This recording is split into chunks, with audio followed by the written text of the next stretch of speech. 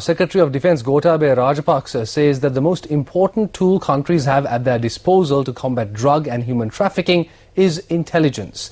The Defence Secretary made this statement today at the South and Southeast Asian Nations or ASEAN Defence Chiefs Dialogue 2014.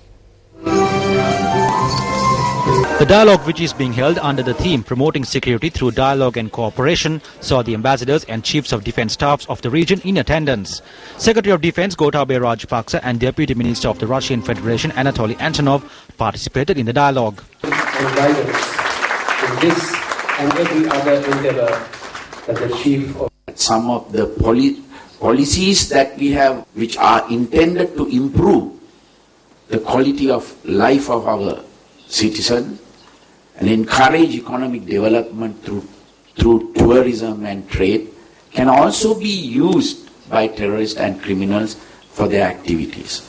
Drug trafficking, which is increasingly becoming a serious issue for many of the countries in our region. On occasion, we have seen instances where drug dealers have escaped law enforcement agencies by moving into other countries and staying in these countries illegally, using them as safe havens. Human trafficking is another problem that is becoming increasingly significant in today's context. This has become a very lucrative business for people smugglers, some of whom also have links to international terrorism as well as drug trafficking.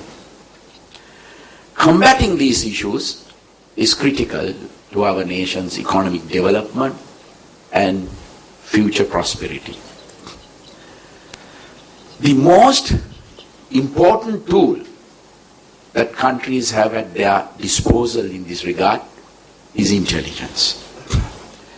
The call for an international investigation into the situation in Sri Lanka by the Human Rights Council of the United Nations emanated barely a week after the defeat of terrorism, which reunited the country 5 years ago.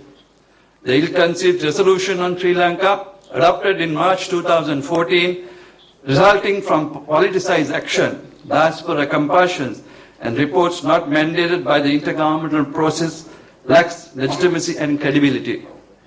It is completely unwarranted and for that reason rejected by the government of Sri Lanka.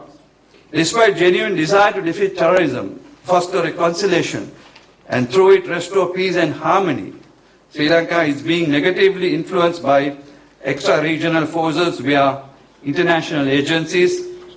Such action has caused mistrust about international processes among the people of Sri Lanka and also negatively impacted our reconciliation efforts. Sri Lanka and the region will continue to be exposed to challenges by non-state actors and influenced by extra-regional forces in the future too. The ASEAN dialogue, which commenced today, will conclude on the 29th of this month.